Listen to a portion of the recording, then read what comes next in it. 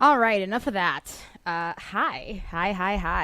All right, I just wanted to throw that little video up there. Thank you, anyone who's voted for that video, by the way. That was the video that I was tweeting out earlier this week talking about a competition. It was kind of weird because, like, I guess the company paid for likes on the post. And even though my video had the most likes of real people, I lost because there was videos that were posted above mine, and those videos got a bunch of bot likes. We confronted the admin about it, but like, I don't know, haven't heard back from it. But anyways, if you guys are watching this, hey, what's up? It's Annalise here, and today I'm going to be doing an Oculus Quest 2 review. A lot of people are asking me about it, so I decided to just jump on here and stream real quick. It's been a while, but I do intend to do some more VR stuff. VR events. If you guys come out to my events, shout out to you. You're a real MVP. What's up? All right, so let's get into it because I do have an Oculus One, and I'll be doing a comparison. I actually don't have it with me. Actually, I lied. Nope, that's my PSVR. Just kidding. Oculus 2 not here. Just have my Oculus 2 with me today.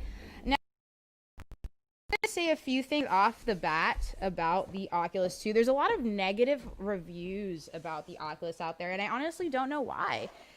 It's a pretty good headset for the price. A lot of people are complaining about the strap, stuff that actually doesn't matter, things that don't make any actual sense when you do compare what you're getting for your price and the actual headset itself. So here it is. So I hate the color. Only because it's going to get dirty, right? It's going to be like the strap itself. It's like, it's a soft fabric. So it could get a lot of dirt on it. It could get dirty really fast. A lot of people were complaining because the strap, it is a cheaper headset, and Facebook made it this way so that they can hit their price point. They're not making a lot of profit off these, if anything. What they're trying to do is they're trying to be the Android of, these are Android headsets of VR. So cheap, fast, accessible, right? That's what they're trying to aim for. But right off the bat, this strap doesn't bother me when I put it around my head. And it's mostly because I have hair. If you're someone who doesn't have hair, probably a guy, it might bother you. I don't know. I don't have the same experience. There is an Elite strap. I'll be getting that in about a week. I ordered it along with a carry case because this box is super weird to have out of, and I like to keep these in mint condition. But this Elite strap, it's pretty cool. I'm going to do another stream on it whenever it's here, but it should be more comfortable than this. This is not uncomfortable for me, personally me. That's a little different with this headset is it has a little, the other one you could have bought additional stuff for it, and it came with a little spacer. This one, I feel like this one is a little better to look out of. Only because this one, unlike the first Oculus, has one LCD screen. The other original Oculus 1, had two. So some people didn't get the glasses situation figured. I have no Facebook. That's another thing with the Oculus that's kind of a downfall. Oculus is making anyone who has a VR headset from them get a Facebook account. I don't know how well Facebook does with burner accounts. Looking at just like even the friends list, there is a few people who are kind of like anon almost. They have like, faces of seals as their profile picture. At first, when they gave that update, Facebook is a little hard on, whether or not you're a real person. They like for you to identify you, but that's the thing. You have to make a Facebook account. If not, you cannot. You just can't. You have to get a Facebook account, guys. That's a downfall. Also a very smart marketing point on behalf of Facebook for doing that, just because it gets people on their platform. But there it is. So a few key differences between this headset and the last headset. This headset resolution is amazing. I'll give you guys some of the specs.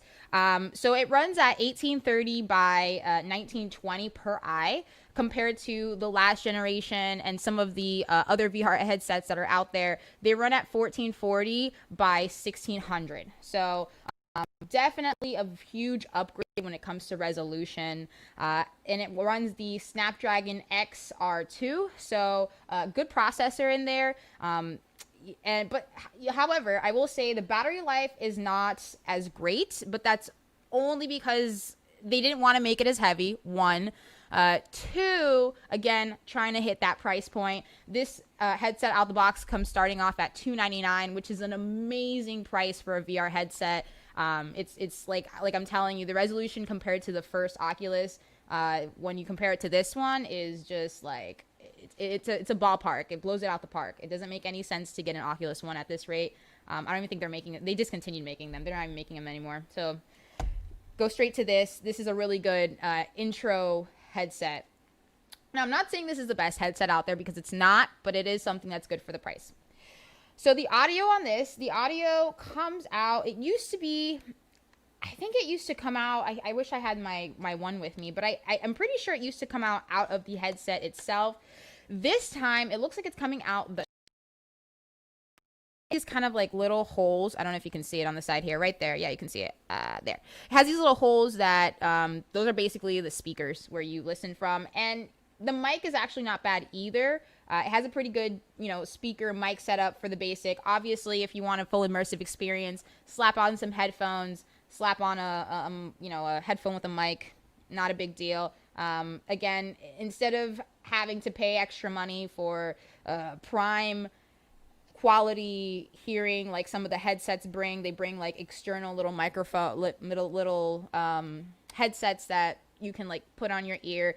It's more of an immersive experience, but again, for the price $299, I prefer just slapping on my own headphones anyways. So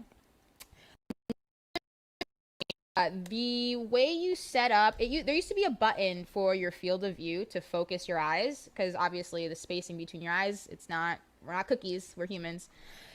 This one has 3 settings. It used to be a slider at the bottom of the headset that you can move back and forth. Unfortunately, this one has 3 settings that you have to choose from, and it kind of just moves like this.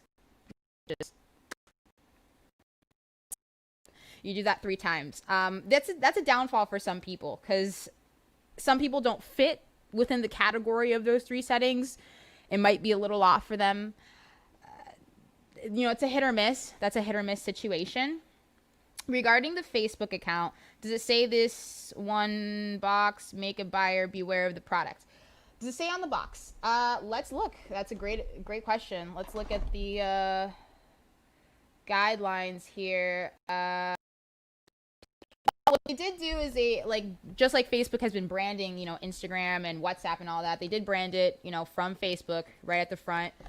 But does it say you have to have an account? Facebook account required. Yeah, right there actually. Let me see if you guys can see.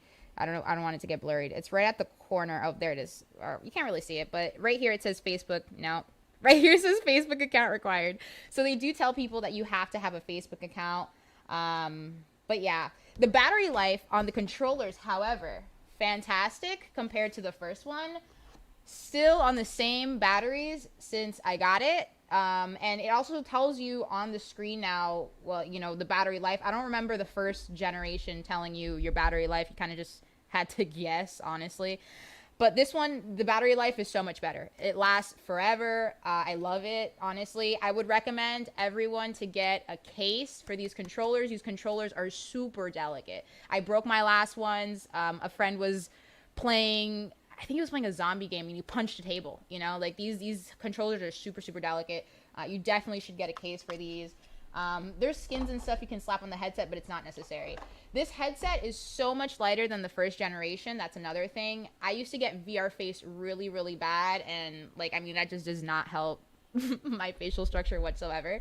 And I used to get these lines, and I used to just sit on my face and weigh. A lot of people used to get a counterweight to combat that, but I don't think I need a counterweight for this one. This one's pretty good. It sits well.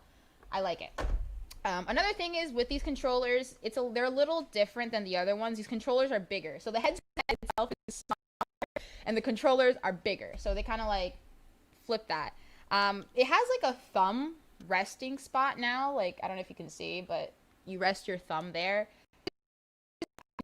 Enjoy, that. Some people don't like it. Some people think it's like weird. It is bulky. It's a bulky controller.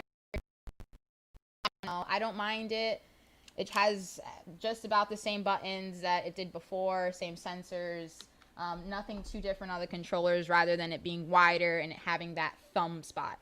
What is better with the controllers actually is the vibration and rumble. If you're someone who depends a lot on like the controller vibrating and rumbling to like, whenever you're playing games, much better connection for the controllers too. A lot of the times with the other Oculus, the Oculus One, my controllers would always disconnect. And this one, I don't have that much of a problem. My controllers, like I'll be in alt space sometimes and my hands across. The case for these, I haven't had that issue yet. They have a lot better connectivity. That's a huge perk in my opinion, especially when you're playing games like Beat Saber and out of nowhere you're missing things because the tracking's off.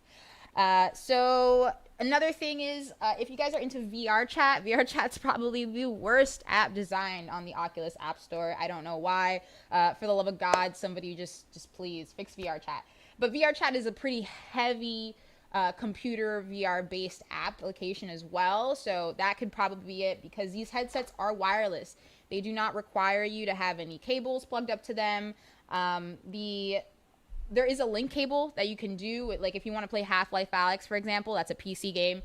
There is a link cable that you use, and it works much better than the original generation. The link cable on the last Oculus was terrible. It was very buggy. This one is almost seamless. I love it. I don't have loading into PC version, which then it says it's a Rift, but not really. But yeah, I think that's pretty cool. It does have the 4 cameras for tracking, guys. Still has the 4 little cameras, audio, all that stuff is pretty good. Nothing crazy there. The mic is still located underneath the headset. I don't know if this is that's not a mic. Yeah, underneath the headset, there's like 2 little microphone slots where you would put up the volume. Mic is okay. When it comes to tracking though, if you guys are planning on doing full body tracking, the way the stuff is set up, I've heard it's been a little more difficult for streamers to use full body tracking. I don't know how true that is, but we'll see. Anything else that I noticed on the Oculus headset that's notable? Let me see my notes here. I took notes before I came on. I was ready. Virtual desktop. That's one thing we haven't talked about. So if anybody is familiar with the virtual desktop or casting gameplay to another device, this makes it almost seamless, like compared to the first Oculus. You used to have to cast, and it would basically enable, when you cast it, you were basically giving permission to, cast your device out. Now, if you have the Oculus app on your phone, you can actually, while someone is actively in the headset, instead of telling them to back out and cast, you can just flip it on and it works, which is pretty cool. So I do enjoy that, and it's much better for streaming. The virtual desktop is a wireless version of streaming. Instead of connecting it to the link cable, if you don't have, if your Quest doesn't necessarily need a PC to run a game, virtual desktop works really well on this. It's not the best out there in terms of like every single headset ever, but it's much better. It used to be super laggy. Sometimes it would even make me sick. Now it's almost seamless. It goes in immediately, and it doesn't lag. So I think that's about it. Out of everything, out of all headsets, I would definitely recommend this headset if you're kind of just starting off into VR. If you're someone who's more, wanting to do, I guess, more technical stuff, or you're planning into being in your VR headset for long periods of time, this is a cute one, but I would say look into other options. There's a lot of VR headsets out there. This is something for someone who wants to get into VR for the first time, or enjoys having the wireless capability. The wireless capability is probably one of the biggest perks out of the Oculus, especially since you don't have to have a PC, and some people can spend $299 on a headset but can't spend $1,000 on a gaming PC. So that is probably the biggest perk. What's your question, Tim G? Go for it. Do you need a PC? No. Just said that. You do not need a PC for the Oculus Quest 2. The Oculus line, well, specifically the Quest, because the Go is canceled, is notorious for that. You don't need a PC. However, there are certain games, because not everything can run on the headset. It only takes up to 64 gigabytes, and I mean, you can get the upgraded one, which is 128, but there's only so much you can fit on that, and then the processing power you need for that, all games are not going to render on the Oculus. You have the option of getting an Oculus Link cable. This is something that plugs in to your headset from the charging port into your PC. I think Oculus was selling it for $80 when it came out. I don't know how much it is now, but apparently you can just use a regular charging cable and it works for some people. I have no idea. Does your Oculus work with your phone? I don't think so. Just the Oculus app would work with your phone for casting purposes. But one thing I will mention for anyone who has played or plays Oculus Go games, the Oculus Go games work on the Oculus One, but not on the Oculus 2. So you cannot access any games from your Go if you do get the Oculus 2. That's something I found out yesterday. So that's a thing. Unfortunate. I'm sorry, Go people. But yeah, I think that covers everything when it comes to having the Oculus. I enjoy it so far. The resolution is great. It does have a shorter battery life than the first one for the headset anyways. Controller battery life is great. For the headset, the battery life is 2 hours, by the way. But you can get an extendable battery. You have the option to buy a battery extension if you do plan on having it wireless, playing around your living room, I don't know, for a period of time. But honestly, if you're at home and you're sitting down and you're playing a game, just have it plugged up to the charger. It's not the end of the world. There's fairly long chargers. I think my charger is 20 feet long or something like that. Something ridiculous, right? So not the end of the world. It's super usable, super portable. You just have to have a well-lit area when you do play. Don't play in the dark. Other than that, you guys should be A-okay. So I hope you enjoyed my little stream here. I'll be doing some more gameplay, like I said, guys. Again, shout out to everyone who voted for me for that competition. I appreciate you. You guys are awesome. But yeah, I hope you guys have a great day. I hope I answered your questions. Make sure to like, subscribe, share this video if you're watching it on YouTube or anywhere else. From my Twitter followers, talk to you later.